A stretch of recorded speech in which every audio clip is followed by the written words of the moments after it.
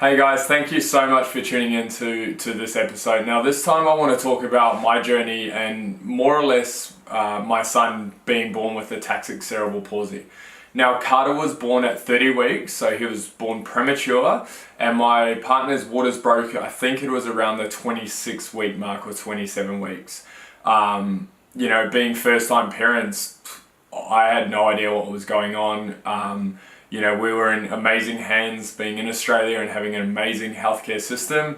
But it was, again, recalling all of this. I mean, he's only 4 at the moment, but recalling all this just for some reason seems so difficult. I feel as though that I must have had a shield up, and a mask masking all of, the pain that I was going through to be there and support. So when I try and remember these things, sometimes it just seems so difficult to remember the finer details. But from memory, she went out for a walk and, she was having some pains and her waters broke. We went to the emergency hospital and got transferred an hour north. And in the ambulance, she was having proper contractions, which was really bad because she was either 26, 27 weeks pregnant, so very, very, very early stages. Anyway, we got up to the Brisbane hospital and we was pretty much bed rest, so we're just waiting out and being myself, being calm and collective. I didn't know what was happening. I just, let the professionals take over. Long story short, we got transferred back down to the Gold Coast and Carter was born at 30 weeks, so he was in an emergency C-section the day after my birthday, and the little man was born, and that was it from there. And my life completely changed, and we knew that because he was in NICU and all of the specialist fields for premature children, that there may be complications later in life, but we're obviously keeping our fingers crossed that he come out healthy. Everything seemed okay.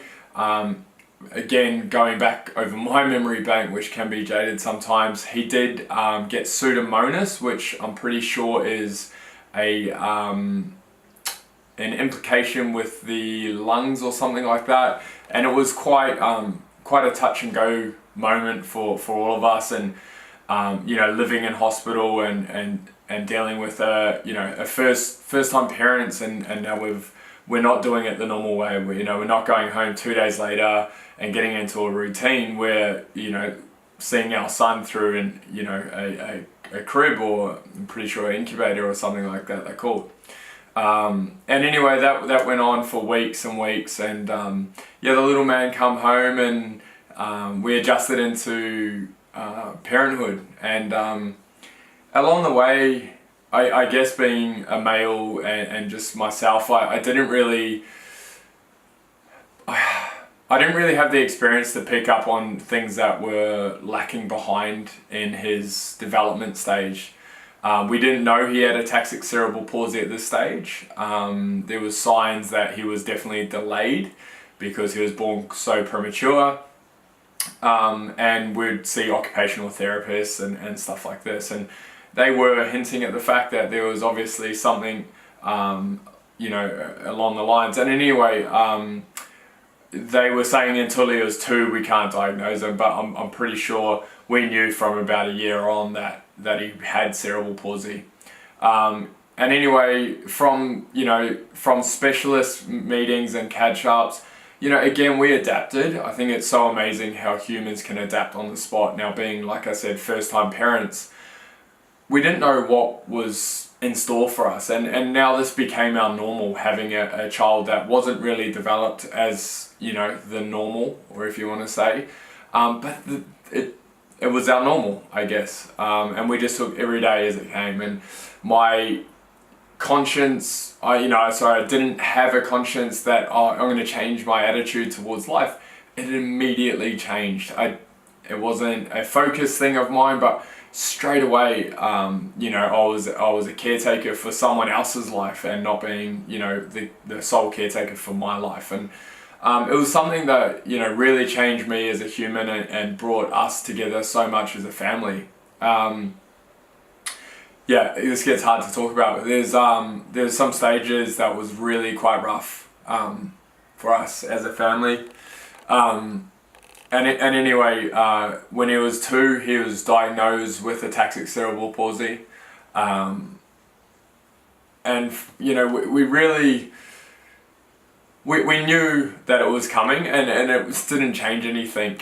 It just gave us a kind of a topic to research and educate ourselves on, and it was so interesting because there's not much on it, and it is a rare form of cerebral palsy, and yeah, and you know, we didn't read into it too much. I think the biggest thing is you can't change it, so you know, can't blame anyone. People were saying because he had an infection in hospital that could have caused it, etc. And I remember jumping on YouTube and actually researching ataxic cerebral palsy and watching a video that was, you know, quite outdated.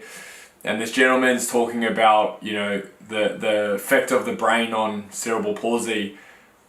And you know, showing all these beautiful children, you know, being absolutely amazing and working with physiotherapists and OT, etc. And then he finishes it with, I am a lawyer.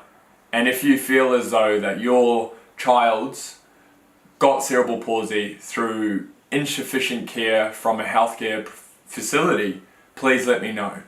And I just thought that is just completely ridiculous. You know, in the end of the day, it all comes down to the child, and fighting for things and blaming people, it's going to get people nowhere.